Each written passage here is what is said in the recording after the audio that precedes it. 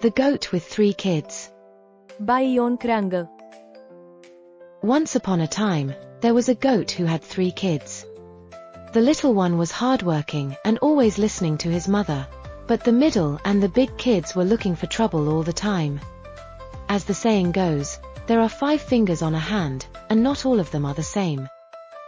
One day, the goat called her kids inside and said, "My dear little ones, I am going into the forest to gather some food. Lock the door behind me, listen to each other, and do not open it for anyone until you hear my voice. When I return, I will let you know it's me by saying, 3 kids, little kids. Open door to your mommy. Mommy's bringing to you all.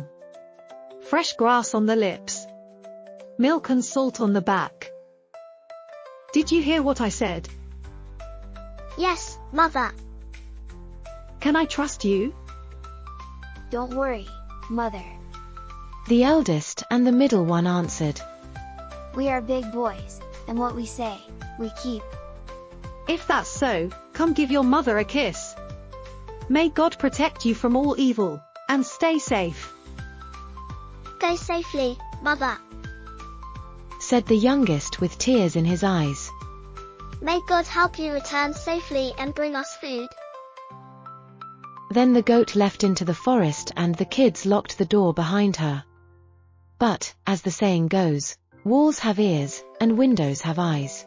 A wicked wolf, who, by the way, was none other than the goat's neighbor, who had long been waiting for an opportunity to eat the kids, had been eavesdropping behind the house while the goat spoke to them.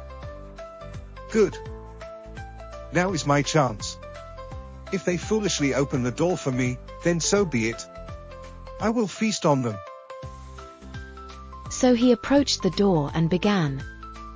3 kids, little kids. Open door to your mommy. Mommy's bringing to you all. Fresh grass on the lips.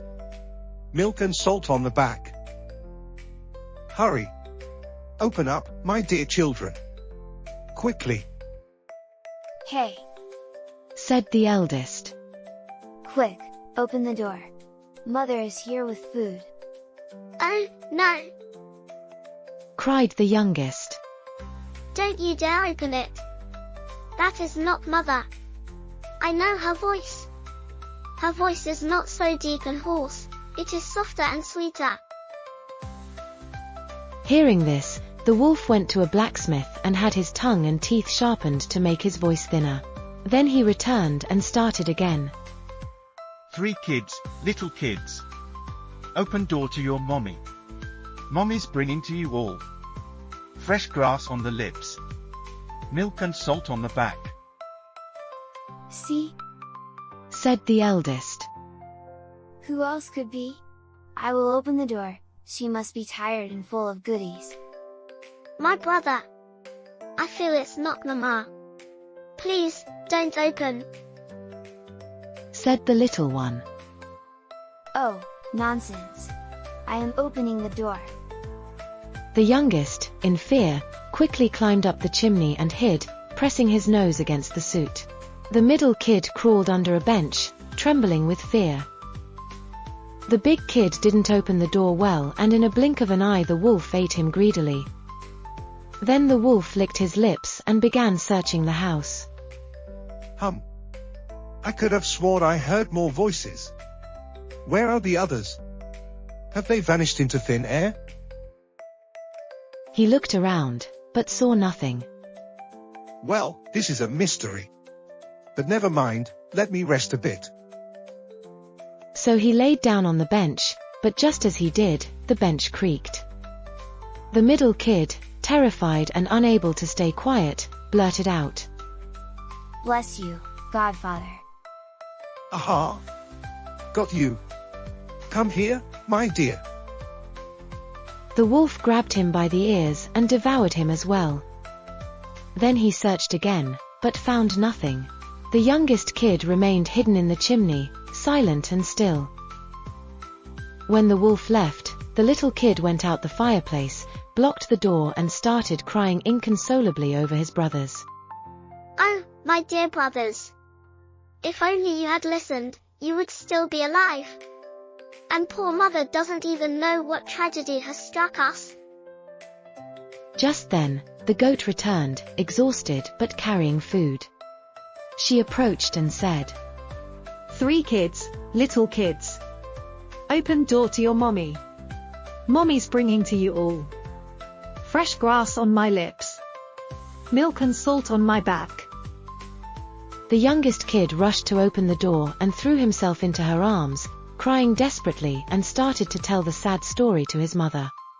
Mother Goat cried and cried until she decided to punish the bad wolf.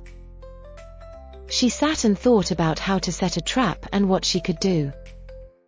Near her house, there was a deep pit. That's where the goat placed her hope.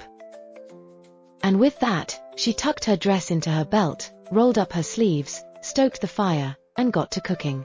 She made stuffed cabbage rolls, fish stew, sweet cheese pastries, Easter bread with sour cream and eggs, and all kinds of delicious dishes. Then, she filled the pit with burning embers and rotting wood so the fire would smolder. Over this, she laid a fragile layer of twigs, covered it with leaves, then sprinkled soil over it, and finally spread a woven mat on top. She also made a small wax stool especially for the wolf. When everything was ready, she went in the forest to look for the wolf to invite him to the morning feast. The wolf was getting some rest in the shadow of an old oak. Good day to you, she-goat. What brings you here? A tragedy happened when I was into the forest. Somebody ate my kids, and now I came to invite you to eat something for their memory and remembrance.